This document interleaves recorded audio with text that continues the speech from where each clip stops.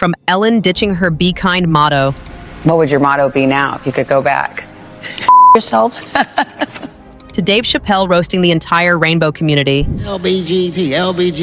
And you think it's just one big movement. It's not. All those letters are their own movement. They just travel in the same car together. Here are 6 times comedians destroyed woke trolls and their agendas. It was happening a lot, and that's why I started saying be kind to one another. And so that was easy, you know, when this happened. It was fine, like, for 17 years. And then suddenly someone was like, hey, you know what would be good clickbait is if the be kind lady isn't kind. What if we, and it was so easy to, you know, to use that.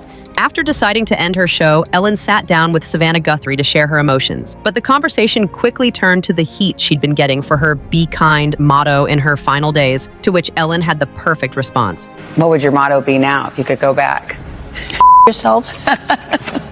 I knew it would be something good. Ellen, that was brutal. But if there's one guy who has the guts to torch the woke brigade without even flinching, it's Tim Dillon. And in one of his wildest podcast rants, he nuked the whole circus from orbit. Okay, if you go to a bookstore here in Austin, it'll be like, be inclusive, or in San Francisco, you'll see signs that are like, end racism. You're like, dude, this sign doesn't need to be in this city. Right. Put that sign in fucking Mobile, Alabama. Do you know what I mean? Like, it's all an echo chamber of, like, high-fiving each other. Yeah, Like, if you put that sign in Mobile, Alabama, the guns come out. Right. Yeah. I can practically see the angry faces fuming in real time. And honestly, that just makes it even funnier. It's so completely divorced. It's designed for you to go right on and then move on.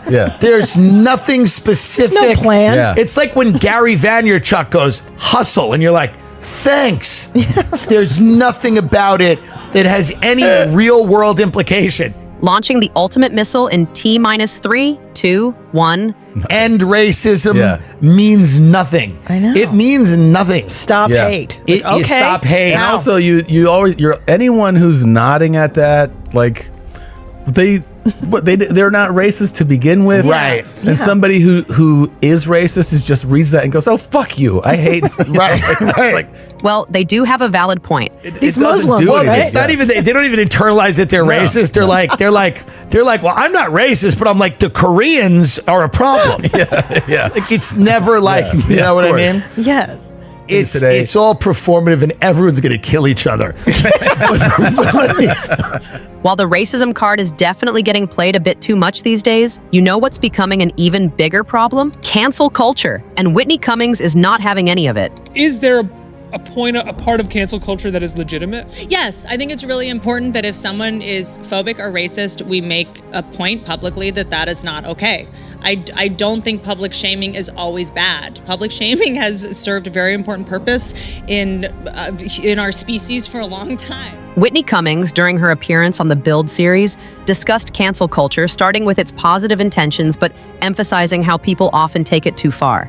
Has positive elements, but I think we're kind of intoxicated by this self-righteous indignation machine right now, and I think sometimes we do throw the baby out with the bathwater and take context out of things. And, you know, do we need to cancel Picasso? Canceling Picasso? Now that's a new one even for me. For those of you who are unaware, apparently the legendary artist is under fire recently for his troubling treatment of women throughout his lifetime. I don't know enough about the situation to weigh in, but, you know, I think sometimes it does feel like we're just going for that, like, adrenaline, self-righteous hit of judgment and taking people down for the sake of taking people down. Coming from someone who's pretty woke herself, this feels like a bit of a wake-up call, even for the angry pseudo-woke keyboard warriors out there. Speaking of anger, ain't nobody angrier than a woman who's depressed. Good thing our boy Sam Morrill is here with the perfect remedy. Depressed women, they're the best. Yeah. Oh, thank you. Oh, yeah.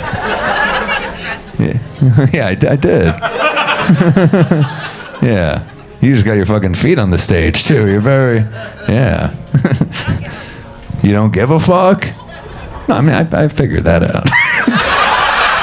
Sam was in the middle of his stand-up routine when one heckler lost it over the term depressed women. Of course, she was triggered. But what Sam did next will have you laughing on the floor. It's weird that became a point of pride. Remember when that was a bad thing? When people were like, that guy just doesn't give a fuck. But I think white women have stolen that and weaponized it. And they're too annoying for us to fucking say anything. Lady, if you were that angry just hearing the word depressed, brace yourself, because once Sam's done roasting you, you're gonna be one crazy, sad lady for real. Epic. I think most guys are like, yeah, I just don't want to deal with this, whatever. Yeah, you don't give a fuck. It's very admirable, whatever you say. But I'm here to say, you should give a fuck. It's good to give a fuck. Giving a fuck. Do you give a fuck? You guys don't seem like a match. Opposite, yeah, I know. He does seem pleasant. All right. Now you'd think the woman learned her lesson, but nope. The saga continued. Any news stories you want to hear me fucking take a crack at? Because I feel a little rusty. It's my job. What is? They don't like you, the rest of the crowd. More home life. He's not happy to be here with you. Only Sam can stay this calm and deliver punchlines like sniper shots. I'm saying it like I'm surprised he's not shitty. Are you deflecting? Like, I asked you about your home life, you're like, oh, this guy's terrible. Like, wait, What a strange heckle. Talk about your home life. Are you scared to talk about your home life? Look how scared he is. Despite getting roasted every step of the way, this Karen just was not picking up the hint to shut up. But that didn't stop Sam either. You know what sucks is I'm gonna be in a hotel room later tonight, and I'm gonna hear her voice. I'm gonna be trying to sleep, and it's like, talk about your home life. Why don't you talk about it? So are you? I know. You could do better.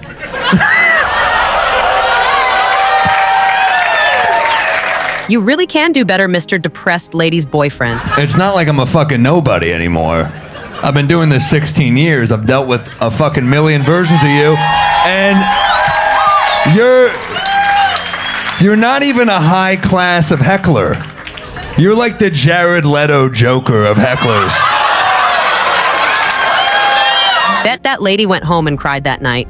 But hey, sometimes a rude awakening is exactly what people need. Especially the woke crowd who love whitewashing everything with their politically correct buzzwords. Moving ahead, let's take a look at Akash Singh offending a lot of feminists. I like trolling white feminists, that's all. You know my favorite thing to do? I look them right in their eyes and go, you know what? I don't even believe in women's rights.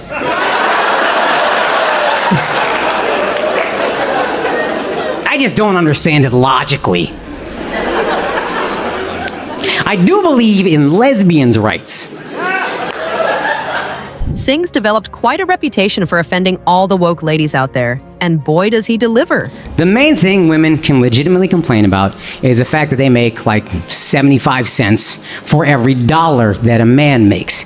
And that is a terrible thing, truly.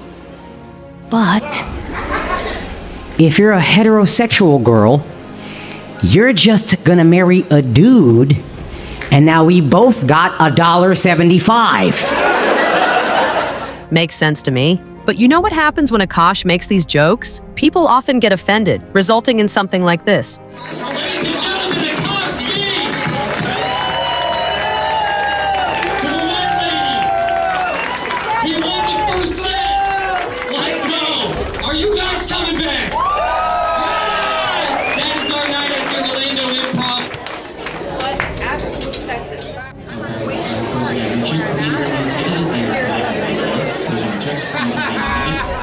Ma'am, if you're getting offended at a comedy show, maybe just don't go. People these days are total pansies. But when it comes to Dave Chappelle, the woke crowd trolling him almost feels justified because he knows how to char-burn them right back. We were breaking an unwritten and unspoken rule of show business. And if I say it, you'll know that I'm telling you the truth. The rule is that no matter what you do in your artistic expression, you are never, ever allowed to upset the alphabet people. Dave's on stage, already in full fire mode, going off on the alphabet people, and you just know the liberals are about to lose their minds. You know who I mean. Those people that took 20% of the alphabet for themselves.